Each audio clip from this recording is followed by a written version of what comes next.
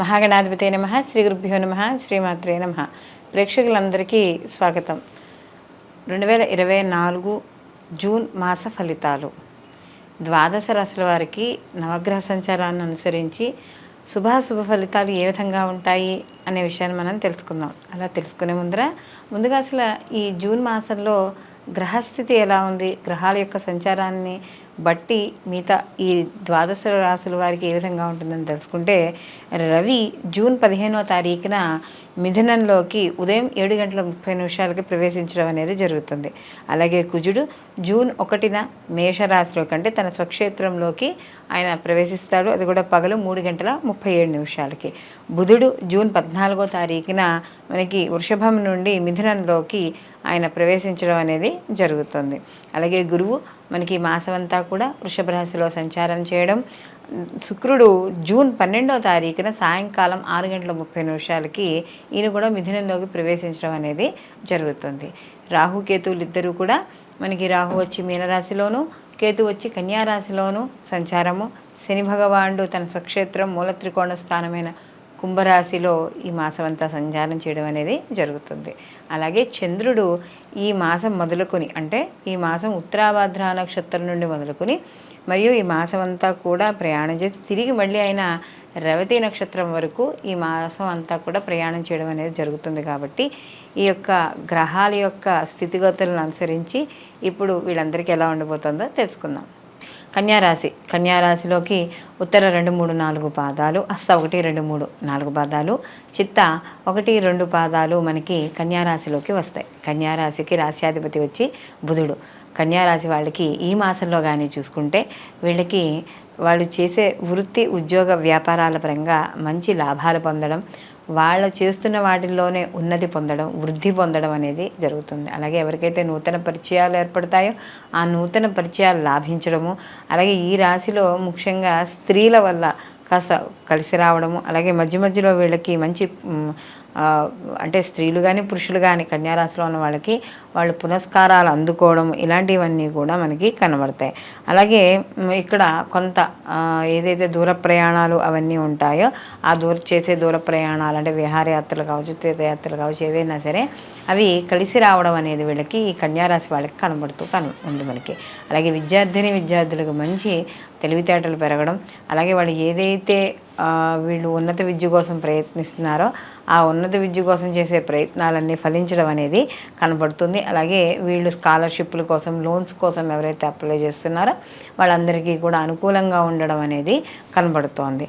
అలాగే ముఖ్యంగా ఇక్కడ కుటుంబ పరంగా కానీ చూసుకున్నప్పుడు వీళ్ళకి కుటుంబ సభ్యుల యొక్క సహాయ సహకారాలు అందడం, మీ మాటకి సమాజంలోనూ అంటే ఇంటా బయట కూడా విలువ పెరగడం అనేది ఇక్కడ కనబడుతోంది. అలాగే ఎవరైతే వివాహం కాని స్త్రీ పురుషులు ఉన్నారో వివాహానికి సంబంధించిన ఏవైనా కొన్ని మాటలు కొద్దిగా కదలడం లేదా వాటికి సంబంధించిన పనులు ముందుకు వెళ్ళడము ఇలాంటివన్నీ కూడా జరుగుతూ ఉంటాయి. నిరుద్యోగులు ఎవరైతే ఉన్నారో వారికి ఉద్యోగ భృతి, లేకపోతే ప్రభుత్వ పరంగా ఎవరైతే ఏమైనా ఆలోచనలు చేస్తున్నారో ప్రభుత్వ పరంగా కూడా మంచి లాభాలు పొందడం అనేది ఈ కన్యారాశి వాళ్ళకి ఈ మాసంలో కనబడుతోంది. అలాగే ఇక్కడ వీళ్ళు చేసే అంటే వీళ్ళకి ఆదాయం తగ్గట్టుగానే కూడా వీళ్ళు కొంత ప్రతిదీ వాళ్ళ కోసమనే స్వార్థపూరితంగా కాకుండా సేవా కార్యక్రమాల్లో పాల్గొనడం, ధనాన్ని ధాన్యాన్ని ఎవరికొకరికి పంచిపెడుతూ ఉండడం, అంటే డబ్బుని పంచిపెడుతున్నారు అలాగే దానికి తగ్గట్టుగా ఏదైనా కొన్ని సేవా కార్యక్రమాల్లో భాగంగా కొంత ఆర్థిక సహాయమే కాకుండా కొంత వస్తు రూపేణా కూడా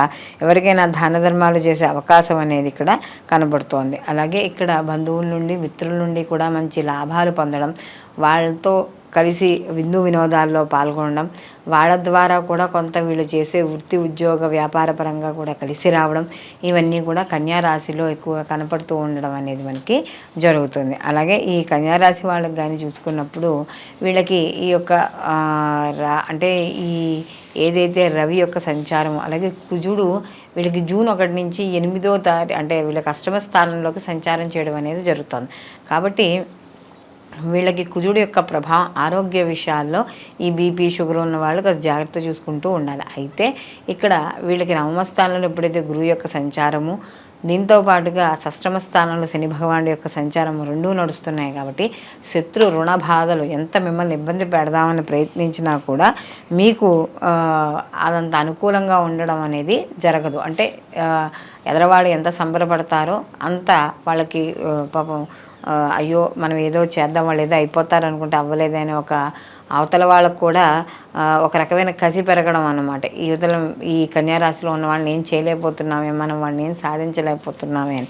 కాబట్టి అలాగే ఈ రాశిలో ఎవరైతే స్త్రీలు ఉన్నారో కొంత మానసికపరమైన దీన్ని అంటే ఒక స్థిరత్వాన్ని తెచ్చుకుని ముందుకు వెళ్ళడం ద్వారా అన్నీ అవుతాయి. అలాగే ఆర్థికపరమైన విషయాల్లో వీళ్ళకి కాస్త పొదుపు చేస్తారు, ఆదాయ మార్గాలు పెరుగుతాయి. అలాగే కుటుంబ వాతావరణం కూడా సంతోషకరంగా ఉండడం అనేది ఇక్కడ కనబడుతోంది. అలాగే కన్యారాశి వాళ్ళకి ఈ సినీ కళా రాజకీయ రంగాల్లో వాటిల్లో ఎవరైతే ఉన్నారో వాళ్ళకి అనుకూలమైన ఫలితాలు గోచరించడం అనేది జరుగుతోంది. కన్యారాశిలో ఎవరైతే ఈ లోన్స్ కోసం వాటి కోసం అప్లై చేస్తున్నారో అవన్నీ కూడా శుభవార్తలు వినడం అనేది ఉంటుంది. అలాగే ఇక్కడ ఈ రాశిలో ఎవరైతే విద్యార్థులు ఉన్నారో వాళ్ళు ఏదైనా పోటీ పరీక్షలకి వాటికి రాసినా కూడా మంచి విజయం సాధించడం అనేది జరుగుతుంది. అలాగే ఈ రాశి వాళ్ళు చేయవలసిన ముఖ్యమైన పనులు ఏమిటో చూసుకుంటే విష్ణు సహస్రనామం పారాయణ చేసుకుంటూ ఉండడం, దాంతోపాటుగా కనకదార స్తోత్రము, అలాగే ఈ శివునికి సంబంధించి ఏదైనా ఒక నామమో ఏదైనా చిన్న ఫోటో పెట్టుకునైనా చేయండి. లేదు కనీసం తులసి కోటలోనైనా సరే ఆ పార్వతీ పరమేశ్వరుల ఫోటో పెట్టి ఆ తులసి కోట చుట్టూరా తిరిగినా కూడా బయటికి వెళ్ళి ఓపిక లేని వాళ్ళు, కుదరదు అనుకున్న వాళ్ళు ఇలా కూడా చేసుకోవచ్చు. ఇలా చేయడం ద్వారా కూడా గుళ్ళో ఎంతైతే ఫలితం చేసిన ఫలితం వచ్చిందో ఇక్కడ కూడా అంతే ఫలితం రావడం అనేది జరుగుతుంది. అలాగే వీళ్ళు మరీ ఎక్కువగా అంటే మరీ ఇంకా ఎక్కువగా ఇబ్బంది పడుతున్నాము అని అనుకున్నప్పుడు వీళ్ళు ప్రతిరోజు కూడా మంగళచండీ పారాయణ చేసుకుంటూ ఉండడం ద్వారా మరిన్ని మంచి ఫలితాలు పొందుతారు. అలాగే సంధ్యా సమయంలో శివాలయ దర్శనం కూడా లక్ష్మీ ప్రాప్తిని కలగజేస్తుంది. ఇప్పుడు మనం మాస ఫలితాలు చూసుకున్నాం కదా. అయితే ఇప్పుడు మనం చూసిన మాస ఫలితాలు ఇవి గోచార ఫలితాలు. గోచార ఫలితాలు అంటే మనకి కేవలం 30% మాత్రమే వీటి ప్రభావం అనేది చూపించడం అనేది జరుగుతుంది. అయితే ప్రతి వాళ్ళు కూడా ఈ యొక్క గోచార ఫలితాలతో పాటుగా వాళ్ళ యొక్క జన్మజాతక ఫలితాలు కూడా తప్పకుండా పరిశీలించుకోవాలి.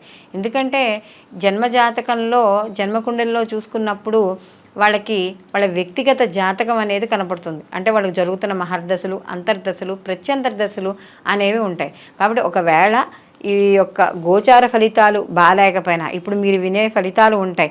ఆ ఫలితాల్లో మీకు వ్యతిరేక ఫలితాలు కనబడుతున్నా మీ వ్యక్తిగత జాతకంలో కానీ అనుకూలంగా ఉన్నా అంటే జరుగుతున్న మహర్దశలు అనుకూలంగా ఉన్నాయనుకోండి, అప్పుడు ఫలితాలు ఎలా ఉంటాయి?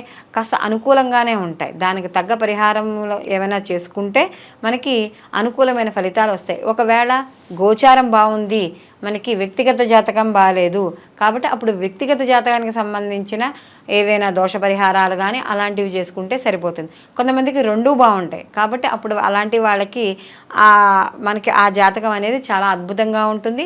వాళ్ళు పొందే ఫలితాలు కూడా చాలా అనుకూలంగా ఉంటాయని చెప్పవచ్చు. కాబట్టి ఇప్పుడు మన ఈ ఎప్పుడూ చెప్పుకునే మాస ఫలితాలు ఏవైతే ఉన్నాయో ఆ మాస ఫలితాలు గోచార ఫలితాలతో పాటు వ్యక్తిగత జాతకాలను కూడా తప్పకుండా పరిశీలించుకుని రెండూ బ్యారేజ్ చేసుకుని అప్పుడు మాత్రమే ఈ ఫలితాలు అనేవి తప్పకుండా చూసుకోవాలి.